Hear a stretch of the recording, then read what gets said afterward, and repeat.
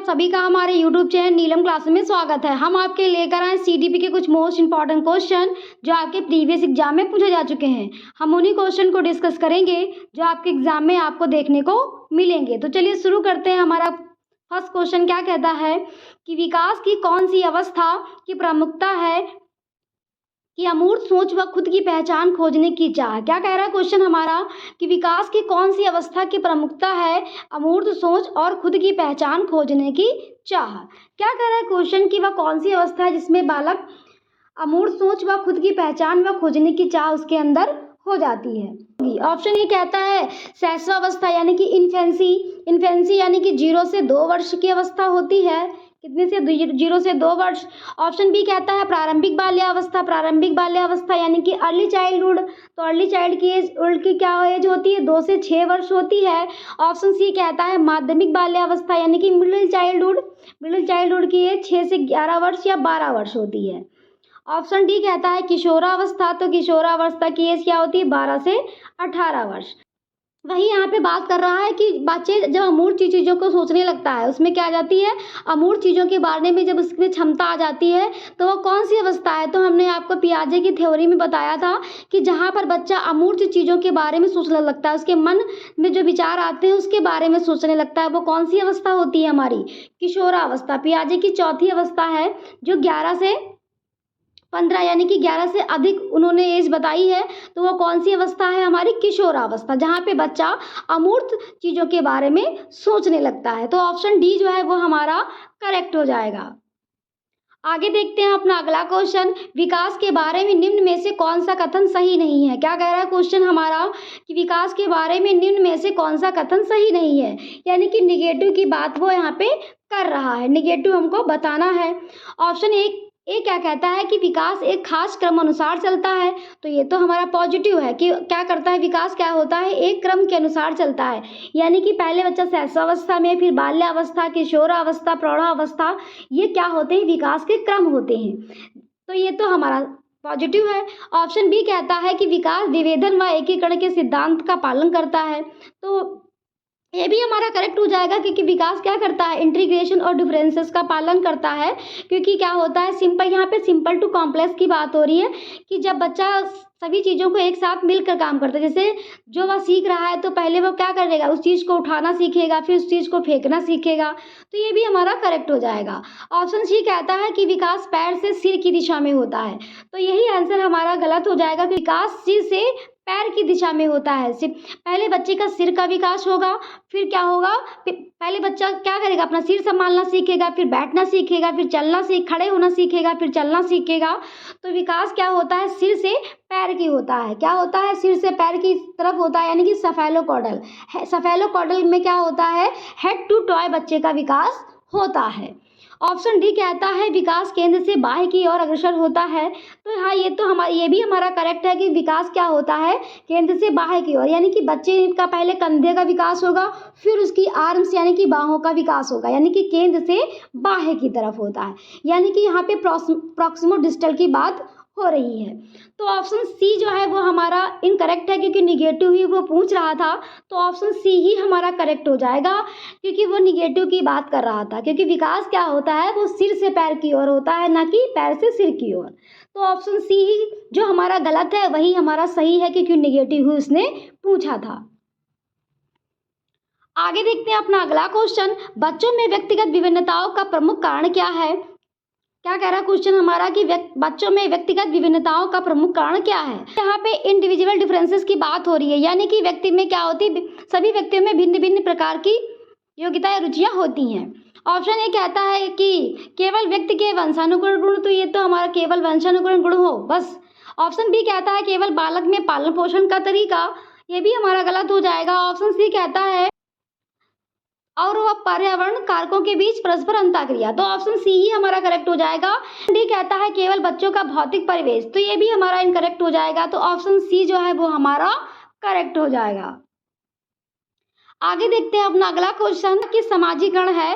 तो समाजीकरण क्या है यानी कि सोशलाइजेशन की यहाँ पे बात हो रही है। तो ऑप्शन ए कहता है कि रैखिक व निश्चित प्रक्रिया है। तो निश्चित प्रक्रिया नहीं है यानी कि फिक्स नहीं है समाजीकरण। उसमें क्या होते हैं, चेंजेस होते हैं, परिवर्तन होते रहते हैं। ऑप्शन बी कहता है कि सरल और एक आयामी है। तो जो है समाजीकरण यानी कि एक आयामी नहीं है, बहुआयामी है। कि क्या है, बहुआयामी है। ऑप्शन सी कहता है जटिल व बहुआयामी प्रक्रिया है। तो ऑप्शन सी हमारा करेक्ट हो जाएगा कि समाजीकरण क्या है, एक बहुआयामी प्रक्रिया है, यानी कि मल्टीपल है। क्योंकि समाज में परिवर्तन होते रहते हैं, जैसे भाषा में परिवर्तन, पहनावे में परिवर्तन, यानी कि समाज में चेंजेस होते रहते हैं। तो कैसी प्रक्रिया है ये, बहुआयामी है। ऑप्शन डी कहता है अनाम्य व सार्वभौमिक प्रक्रिया है। तो नहीं है, क्योंकि सबके लिए एक जैसा समाज हो तो ऐसा तो जरूरी नहीं है, हर अलग अलग देश में अलग अलग प्रकार का समाज होता है। आगे देखते हैं अपना अगला क्वेश्चन। जीन पियाजे ने सुझाव दिया कि, क्या कह रहा है कि क्वेश्चन हमारा क्या कह रहा है कि जीन पियाजे ने सुझाव दिया कि बच्चे बड़ों से अलग सोचते हैं और सीखते हैं। तो ये तो हमारा करेक्ट हो सकता है। ऑप्शन बी क्या कहता है कि भाषा विकास को सुसाध्य करती है। तो भाषा विकास को सुसाध्य करती है, जीन पियाजे ने नहीं कहा, ये किसने कहा, ले वाइगोस्की ने कहा। ले वाइगोस्की ने क्या कहा है कि भाषा विकास को सुसाध्य करती है। तो ये तो हमारा जीन पियाजे के अकॉर्डिंग इनकरेक्ट हो जाएगा। ऑप्शन सी कहता है कि बच्चों की सोच वयस्कों से मात्रात्मक रूप से भिन्न होती है। तो मात्रात्मक रूप से भिन्न नहीं होती, गुणात्मक रूप से भिन्न होती है। किसमें भिन्न होती है, गुणात्मक रूप से। तो ये भी हमारा इनकरेक्ट हो जाएगा। ऑप्शन डी कहता है कि बच्चे खाली स्लेट के रूप में पैदा होते हैं और जन्म के समय ना समझ होते हैं। तो ये तो किसने कहा है, जॉन लॉक ने कहा है। तो ये भी हमारा इनकरेक्ट हो जाएगा। तो ऑप्शन ए हमारा करेक्ट हो जाएगा। पियाजे ने बताया है कि बच्चों बड़ों से अलग सोचते और सीखते हैं। आगे देखते हैं अपना अगला क्वेश्चन। निम्न में से किस युग्म का सही मिलान है। क्या कह रहा है कि निम्न में से किस युग्म का सही मिलान है। तो ऑप्शन ए कहता है शिशु अवस्था 6 से 11 वर्ष। तो इन्फेंसी 6 से 11 वर्ष नहीं होती, अभी हमने आपको पिछले क्वेश्चन में बताया था 0 से 2 वर्ष में होती है। तो ये हमारा इनकरेक्ट हो जाएगा। ऑप्शन बी कहता है माध्यमिक बाल्यावस्था। तो माध्यमिक बाल्यावस्था क्या होती है, 2 से 6 वर्ष। तो 2 से 6 वर्ष नहीं होती, 6 से 12 वर्ष होती है, अभी हमने आपको पिछले क्वेश्चन में बताया था। तो ये भी हमारा इनकरेक्ट हो जाएगा। ऑप्शन सी कहता है अमूर्त संक्रियात्मक अवस्था 11 से अधिक। तो ऑप्शन सी ही हमारा करेक्ट हो जाएगा कि अमूर्त संक्रियात्मक अवस्था की एज क्या होती है, 11 साल से अधिक। यानी कि पियाजे ने बताया है कि 11 से 15 या 11 से अधिक अवस्था की बात उन्होंने की है, एज की बात की है। ऑप्शन डी कहता है पूर्व संक्रियात्मक अवस्था जन्म से 2 वर्ष। तो पूर्व संक्रियात्मक अवस्था यानी कि प्री ऑफ नेशनल स्टेज, तो उन्होंने 2 से 7 वर्ष बताई है। तो अभी ये भी हमारा इनकरेक्ट हो जाएगा। ऑप्शन सी हमारा करेक्ट हो जाएगा कि अमूर्त संक्रियात्मक अवस्था 11 साल से अधिक। आगे देखते हैं अपना अगला क्वेश्चन। कोहर वर्ग के नैतिक विकास का सिद्धांत की कौन सी एक प्रमुख आलोचना है। क्या कह रहा है क्वेश्चन हमारा कि कोहर वर्ग के नैतिक विकास का सिद्धांत की कौन सी एक प्रमुख आलोचना है। यानी कि क्या कह रहे हैं कि यहाँ पे निगेटिव की बात कर रहे हैं कि कोहर वर्ग ने अपने सिद्धांत में निगेटिव बात क्या की है। तो निगेटिव बात उन्होंने ये की है कि उनकी थ्योरी जो है वो जेंडर बेस्ड थ्योरी है। उन्होंने अपनी जो है थ्योरी में महिला कम प्राथमिकता दी है। तो ऑप्शन ए कहता है कि यह चरणों को निर्दिष्ट नहीं करता। तो ये तो इनकरेक्ट हो जाएगा, क्योंकि चरणों को वो क्या करता है, निर्दिष्ट करता है। यानी कि उन्होंने तो 3 लेवल के चरण बताए हैं सीखने के बच्चों के। तो ये तो हमारा इनकरेक्ट हो जाएगा। ऑप्शन बी क्या कहता है कि नैतिक सोच पर सांस्कृतिक कारकों और लिंग के प्रभाव की अवहेलना करते हैं। तो यही हमारा करेक्ट है, क्योंकि वो उन्होंने क्या बताया है कि लिंग के प्रभाव की अवहेलना, यानी कि जेंडर बेस्ड थ्योरी है, उन्होंने महिलाओं को क्रम प्राथमिकता दी। यही तो हमने आपको बताया है। तो ऑप्शन बी जो है वो हमारा करेक्ट हो जाएगा। आगे देख लेते हैं। यह प्राथमिक स्थितियों में बच्चों को सहभागिता और अवलोकन का उपयोग करता है। तो ये तो बात करेक्ट है उनके बारे में। ऑप्शन डी कहता है कि यह नैतिक विकास के एक निश्चित क्रम को नहीं देता। तो ये निश्चित तो क्रम, उन्होंने तो सीखने के क्रम तो बताए ही हैं। तो ऑप्शन बी जो है वो हमारा करेक्ट हो जाएगा, क्योंकि उन्होंने क्या किस बात की अवहेलना की है, लिंग की। आगे देखते हैं अपना अगला क्वेश्चन। ले वाइगोस्की का मानना था कि, क्या कह रहा है क्वेश्चन हमारा कि ले वाइगोस्की का मानना था कि ऑप्शन ए कहता है बच्चों को जो प्रस्तुत किया जाता है वे उसका निष्क्रिय रूप से पुनरुत्पादन करते हैं। तो निष्क्रिय रूप से पुनरुत्पादन थोड़ी ना करते हैं, सक्रिय रूप से करते हैं। तो ये तो हमारा इनकरेक्ट है। ऑप्शन बी कहता है कि बच्चे बड़ों की मदद से अपनी समझ खुद बनाते हैं। तो ये तो हमारा करेक्ट हो जाएगा। ऑप्शन सी कहता है कि बच्चे उद्दीपक व प्रतिक्रिया का अनुकूलन करके सीखते हैं, तो ऑप्शन डी कहता है बच्चे तब सीखते हैं जब उन्हें उपयुक्त भौतिक इनाम प्रदान किए जाए, तो ये भी हमारा इनकरेक्ट हो जाएगा।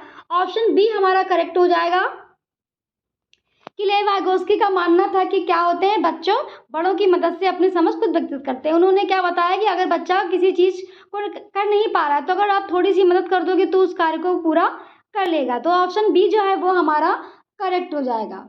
आगे देखते हैं अपना अगला क्वेश्चन।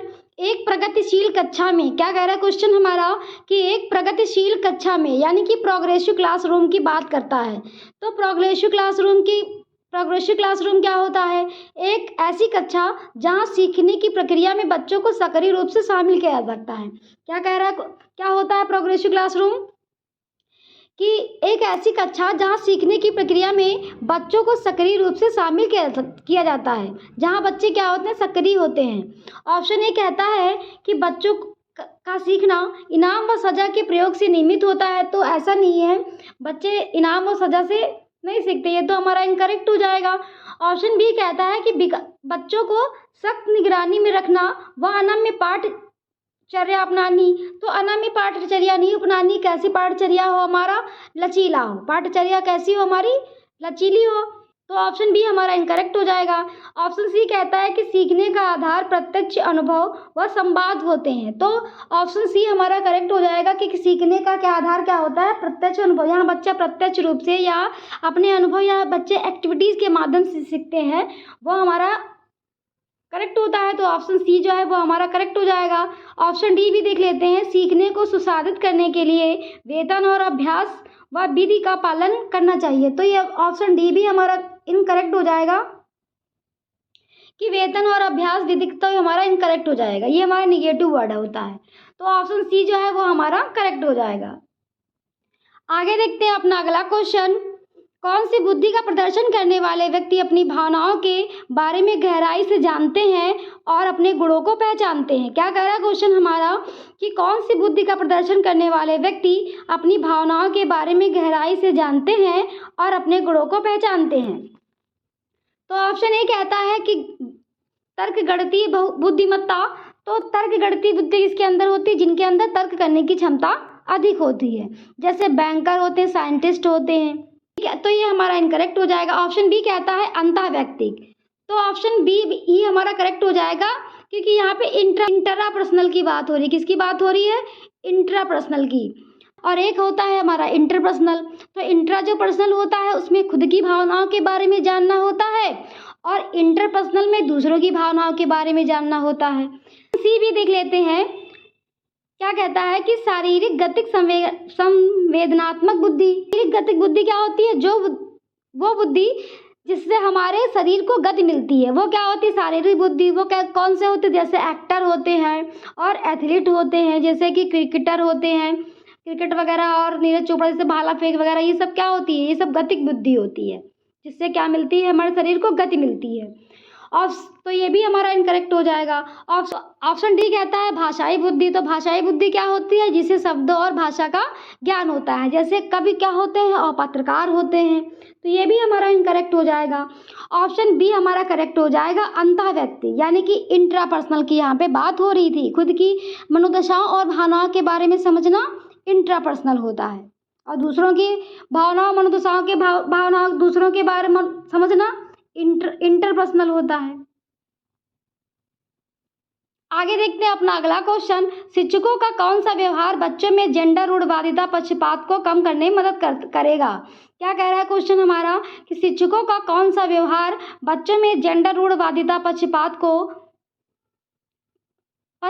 कम करने में मदद करेगा, यानी कि यहाँ पे स्टेरियोटाइप को कम करने की बात हो रही है।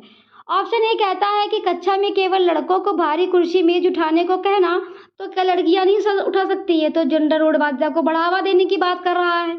अब पूछा क्या है, कम करने की, तो ये हमारा इनकरेक्ट हो जाएगा। ऑप्शन बी कहता है खेल के लिए गुड़िया व घर केवल लड़कियों को देना, तो ये भी जेंडर रूढ़वादिता को बढ़ाने की बात कर रहा है, ये भी इनकरेक्ट हो जाएगा। ऑप्शन सी कहता है देखभाल करने और व्यवसाय का जिक्र केवल लड़कियों औरतों के संदर्भ में करना, तो ये भी जेंडर रूढ़िवादिता को बढ़ावा देने की बात करता है, लेकिन पूछ क्या रहा है हमारा, कम करने की बात, कि देखभाल केवल लड़कियां ही कहीं लड़के नहीं कर सकते क्या। ऑप्शन डी कहता है कि सभी जेंडर में स्वायत्तता व सहानुभूति के गुण विकसित करना। तो ऑप्शन डी ही हमारा करेक्ट हो जाएगा, क्योंकि ये जेंडर रूढ़ पक्षपात को कम करने की बात करता है। क्या करता है, जेंडर रूढ़िवादिता को कम करने की बात करता है, यानी कि सभी जेंडर को सहानुभूति, एक समान सहानुभूति और गुण विकसित करना। तो ऑप्शन डी जो है वो हमारा करेक्ट हो जाएगा। आगे अपना अगला क्वेश्चन, बच्चों की भ्रांतियां व सुझाव। क्या क्वेश्चन कह रहा है कि बच्चों की भ्रांतियां व सुझाव। ऑप्शन ए कहता है सीखने सिखाने की प्रक्रिया में बेहद हानिकारक होते हैं। तो हानिकारक नहीं होते हैं, वो तो लाभदायक होते हैं, क्योंकि भ्रांतियां करके बच्चा त्रुटियां करके ही तो सीखता है। तो ये तो हमारा इनकरेक्ट हो जाएगा। ऑप्शन बी कहता है बच्चों में अविवेकी चिंतन को दर्शाती है। तो ये भी हमारा इनकरेक्ट है। ऑप्शन सी कहता है बच्चों की सोच में झांकने के अर्थपूर्ण मौके देती है। तो ऑप्शन सी हमारा करेक्ट हो जाएगा, क्योंकि जो भ्रांतियां होती हैं वो क्या करती हैं, बच्चे की सोच में झांकने के अर्थपूर्ण मौके देती है। यानी कि बच्चा जो क्या होता है वो त्रुटियों के माध्यम से गलती करके ही बच्चा सीखता है। जब उसमें त्रुटियां होंगी तभी तो हम उनको दूर कर पाएंगे, सिखा पाएंगे, और वो भी सीख पाएगा। तो ऑप्शन सी जो है वो हमारा करेक्ट है। ऑप्शन डी भी देख लेते हैं, वयस्कों से उनकी हीनता को दर्शाती है। तो ऐसा नहीं। आगे देखते हैं अपना अगला क्वेश्चन, शिक्षकों में मान्यता रखनी चाहिए कि योग्यता डैश है और विद्यार्थियों को डैश तय करने के लिए प्रोत्साहित करना चाहिए। क्या कह रहा है क्वेश्चन हमारा, कि शिक्षकों में मान्यता रखनी चाहिए कि योग्यता डैश है और विद्यार्थियों को डैश तय करने के लिए प्रोत्साहित करना चाहिए। तो ऑप्शन ए कहता है कि स्थिर, तो स्थिर जहाँ पे फिक्स की हो वो तो हमारा आंसर ही गलत होता है। ऑप्शन बी भी क्या दिया हुआ है, फिक्स और प्रदर्शन। तो प्रदर्शन क्या, किसी को दिखाने के लिए करना। तो ये तो हमारा इनकरेक्ट हो जाएगा। किसी क्या कहता है कि बाधिक और महारत उन्मुखी हासिल करना। तो ऑप्शन सी जो है वही हमारा करेक्ट हो जाएगा, क्योंकि क्या कह रहा है, बाधिक यानी कि इम्प्रूवल की बात कर रहा है। इम्प्रूवल यानी कि किसी चीज़ को बेहतर बनाना। शिक्षकों की मान्यता क्या रखनी चाहिए कि बच्चों को क्या करना, बेहतर बनाना, और फिर उसमें क्या करना है, महारत उन्मुखी लक्ष्य, यानी कि मास्टरी ओरिएंटेड गोल्स, यानी कि क्या करना है, उनको उसमें महारत हासिल करानी है। तो शिक्षक को क्या करना चाहिए, बच्चे को बेहतर बनाना चाहिए और उसके कौशल और विषय को क्या करनी चाहिए, कौशल और विषय में महारत हासिल करने पर ध्यान देना चाहिए। तो ऑप्शन सी जो है वो हमारा करेक्ट हो जाएगा। आगे देखते हैं अपना अगला क्वेश्चन, निम्न में से कौन सा कारक सीखने को प्रोत्साहित करता है। क्या कह रहा है क्वेश्चन हमारा, कि निम्न में से कौन सा कारक सीखने को प्रोत्साहित करता है। तो पहला पॉइंट हमारा क्या कहता है कि विद्यार्थियों की अभिरुचि, यानी कि इंटरेस्ट ऑफ स्टूडेंट। तो ये तो हमारा करेक्ट हो जाएगा कि बच्चा क्या करेगा, सीखने में रुचि लेगा, विद्यार्थियों में की रुचि होनी चाहिए। तो हमारा कारक है, सही है। और दूसरा पॉइंट हमारा क्या कहता है कि संकल्पना की कथित प्रासंगिकता। तो हाँ, ये भी हमारा सही हो जाएगा कि प्रासंगिकता क्या होती है, किसी चीज़ को किसी विशेष संदर्भ या स्थिति से उसको क्या करना, जोड़ना। यानी कि अगर आप किसी चीज़ को कोई चीज़ आपके लिए महत्वपूर्ण है तो उसको तो आप सीखेंगे ही। और अगला पॉइंट, तीसरा पॉइंट क्या कहता है कि विद्यार्थी का विकासात्मक स्तर, यानी कि बच्चे कितने साल के हैं उस हिसाब से आपको क्या करना चाहिए, उस हिसाब से टीचर को सिखाना चाहिए। तो ये भी हमारा करेक्ट हो जाएगा। और चौथा पॉइंट क्या कहता है, सीखने सिखाने की पद्धति, यानी कि मेथड ऑफ लर्निंग, सीखने सिखाने की पद्धति भी हमारा महत्वपूर्ण कारक है। तो हमारा पहला पॉइंट, दूसरा पॉइंट और तीसरा चौथा चारों पॉइंट हमारे करेक्ट हो जाएंगे। तो ऑप्शन डी हमारा करेक्ट हो जाएगा, क्योंकि इसी में हमारे चारों पॉइंट हैं। आगे देखते हैं अपना अगला क्वेश्चन, अभिकथन, बच्चों में सजा व डर पैदा करने को सुसाध्य किया जाना चाहिए। तो ये तो हमारा इनकरेक्ट हो जाएगा, बच्चों में डर वर नहीं पैदा करना चाहिए। कारण क्या कहता है, इनाम व सजा अर्थपूर्ण सीखने में बेहद प्रभावशाली है। तो ये भी कारण भी हमारा इनकरेक्ट हो जाएगा, इनाम और सजा की तो सीटेट बात ही नहीं करता।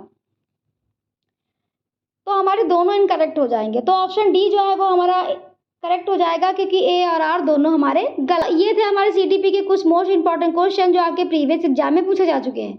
हमने उन्हीं क्वेश्चन को डिस्कस किया जो आपके एग्जाम में आपको देखने को मिलेंगे। अगर आपको हमारा चैनल पसंद आया हो तो प्लीज़ लाइक सब्सक्राइब करना मत भूलिएगा। Thank you.